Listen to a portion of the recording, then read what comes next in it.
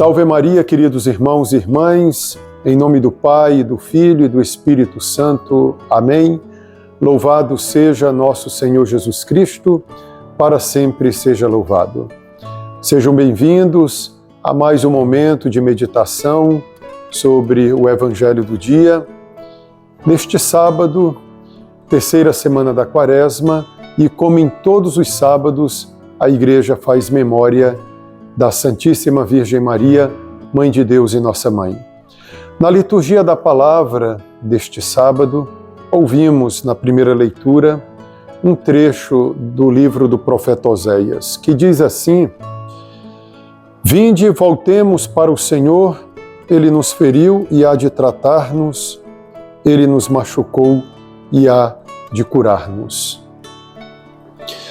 Queridos irmãos e irmãs, às vezes, para sermos curados, nós precisamos ser feridos. A ferida que nos é feita tem o intuito de nos curar. Isso me faz lembrar de um fato da vida de Santo Inácio de Loyola, que marcou o início da sua conversão. Inácio tinha o desejo de conquistar postos elevados neste mundo por meio de uma carreira militar de sucesso. Porém, Deus queria que Inácio de Loyola militasse na vanguarda do grande exército de Deus, pois o Senhor precisaria muito de Inácio naquela época da história, quando a Igreja de Deus estava sofrendo uma grande divisão. Enfim, Inácio, nas viagens à procura de glória humana, foi atingido violentamente por uma bala de canhão. Ele foi atingido nas pernas e ele passou por várias medidas cirúrgicas, porém ele ficou com um defeito na perna. A única maneira de corrigir essa deficiência, que poderia afetá-lo para sempre nas suas pernas, ele teve que passar por um procedimento. Na época não havia anestesia. O procedimento era que as pernas fossem quebradas novamente, a fim de corrigir o defeito. Eu quero usar esse exemplo para que entendamos que o Senhor também muitas vezes tem que agir assim conosco. Não é Ele quem nos induz ao pecado, mas Deus muitas vezes precisa ferir para nos curar. Ele precisa nos machucar para trazer-nos então o remédio. Então, queridos irmãos, isso nos faz lembrar também o que o profeta Jeremias fala sobre o vaso que precisa ser quebrado para que o Senhor refaça esse vaso como Ele quer. O oleiro tem em suas mãos o vaso e ele faz o vaso como ele quer. Muitas vezes nós nos construímos.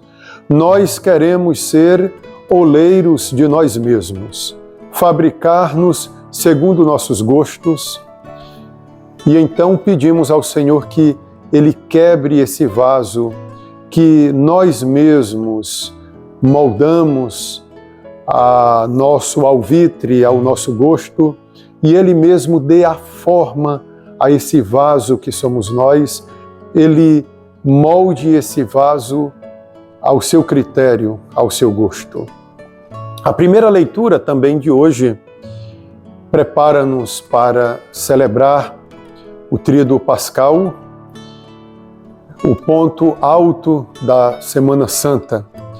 Na sequência, o profeta diz: Em 2 dias nos dará vida e ao terceiro dia há de restaurar-nos e viveremos em sua presença. Aqui há uma clara evidência à Sexta-feira Santa, ao Sábado Santo e ao Domingo de Páscoa. Esses 3 dias operam em nós a vida. Cristo morreu com efeito para nos dar vida, Ele ressuscitou para nos justificar. Na sequência, o profeta Oséias diz: é preciso saber segui-lo para reconhecer o Senhor. Nós não vamos à frente de Deus. Dizia São Gregório de Nissa que aqueles que tentam ir à frente do Senhor acabam tomando caminhos errados. Nós temos que ir atrás do Senhor. Ele que vai à nossa frente, mostrando-nos o caminho. São Gregório de Nissa ensinava que Moisés, desejoso de ver a glória de Deus, passou então por uma experiência significativa. Deus disse para Moisés que Moisés veria sim a glória de Deus, porém ele veria Deus pelas costas. Moisés foi colocado na fenda de uma rocha e a glória do Senhor passou diante dele e Moisés pôde ver o Senhor pelas suas costas. São Gregório de Nissa explica esse fato da vida de Moisés. Por que Moisés viu a Deus pelas costas? Porque quem segue, quem vai atrás, vê as costas daquele que segue. Então, nós também, como Moisés, estamos atrás de Jesus, nas suas costas. Jesus, com efeito, ensinou-nos isso também. Quem quiser ser meu discípulo, tome a sua cruz e me siga. Nós seguimos o Senhor. É Ele, então, que dá para nós as diretrizes, indica qual o trajeto que nós devemos trilhar, palmilhar. Na sequência, o profeta Oséias diz: certo como a aurora é a sua vinda, ele virá até nós como as primeiras chuvas, como as chuvas tardias que regam o solo. Meus irmãos, é tão bom ouvir essa palavra do profeta, assim como é certo que o sol vai nascer, é certo também que o Senhor virá. E diz mais o profeta: como vou tratar-te, Efraim? Como vou tratar-te, Judá? O vosso amor é como nuvem pela manhã, como orvalho que cedo se desfaz. Aqui, o profeta diz que o Senhor está reclamando que o amor de Efraim, de Judá pelo Senhor, é um amor que facilmente se dissolve, se liquefaz, se desfaz. Peçamos ao Senhor que o nosso amor por Ele seja firme como a rocha. Então, queridos irmãos e irmãs, nesse sábado também nós ouvimos o Evangelho de São Lucas, capítulo 18, versículos do 9 ao 14. Nesse Evangelho, Jesus conta a parábola de 2 homens que subiram ao templo para rezar. Certamente Jesus não imaginou essa história. Ele deveria saber de muitos casos da oração das pessoas, como as pessoas faziam suas orações, porque Deus escuta as nossas preces. Ainda que as nossas orações não sejam bem feitas, mas Deus conhece as nossas orações. É tanto que São Paulo, em uma de suas cartas, diz que pedimos a Deus e não recebemos porque pedimos mal. Então Deus sabe de uma prece que fazemos e que é mal feita e por isso o Senhor retarda a nos conceder a sua graça. Então, nesta parábola, Jesus sabia da história de dois homens que subiram ao templo para rezar. Um era fariseu e o outro publicano. A vida desses homens se refletirão na vida deles. O fariseu se vangloriava de ser um homem bom. O que ele fazia não estava errado, porque na oração ele diz a Deus que agradecia a Deus por ser um homem bom, não ser adúltero, não ser ladrão, ele pagava fielmente o seu dízimo e ele se comparava ao publicano dizendo: eu não sou como este publicano, corrupto, ladrão. Ele se vangloriou diante de Deus, ele foi orgulhoso, esse fariseu. Dizia São Gregório de Nissa que ainda que vençamos algumas paixões na nossa vida, paixões que nos distanciam de Deus, porém algumas paixões subsistem em nós. Nós temos que lutar também contra essas paixões que restam em nós. Ou seja, esse fariseu, ele venceu tantas outras paixões, ele não era adúltero, ele não era ladrão, ele era um homem abnegado porque pagava o seu dízimo, porém ele tinha uma paixão terrível que era da arrogância, do orgulho, da autossuficiência. Era um homem que acreditava em Deus, porém era um homem que confiava muito em si mesmo. Dizia o mesmo São Gregório de Nissa que a arrogância é uma subida para o chão. A arrogância é uma subida para o chão, ou seja, aqueles que se exaltarem serão humilhados. O outro que foi ao templo para rezar era um publicano. E ele reconhecia que era desonesto. E ele teve uma atitude piedosa de não erguer a cabeça para o alto, que poderia significar então prepotência, mas ele de cabeça baixa batia no peito e suplicava a misericórdia de Deus, dizendo: tem piedade de mim, Senhor, tem compaixão de mim, porque sou um pecador. Jesus explicou no final da parábola que o fariseu não voltou justificado para casa. Quem voltou justificado para casa foi o publicano. O que é que Jesus quer dizer com isso? Que o publicano voltou justificado para casa. Que aquela oração transformaria a vida daquele publicano. Assim como Cristo transformou a vida do publicano Zaqueu, do publicano Mateus, também a oração escutada pelo Senhor plasmaria de agora em diante o caráter, a alma, o espírito, a personalidade daquele publicano.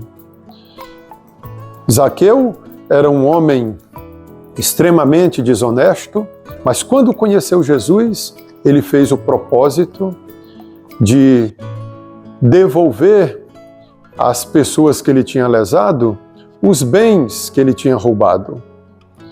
Com efeito, Jesus tinha dito para ele: hoje a salvação entrou na tua casa. Mateus também foi convidado por Jesus. Mateus, que estava na coletoria de impostos, foi convidado para seguir Jesus. Ele abandonou tudo e seguiu Nosso Senhor, mas ele não continuou com aquela vida de publicano, de ladrão, de corrupto. Mateus, pelo contrário, se deixou alcançar por Jesus. Agora sua vida seria devotada às coisas de Deus. Meus irmãos, nesse tempo da Quaresma, vamos chorar os nossos pecados diante do Senhor.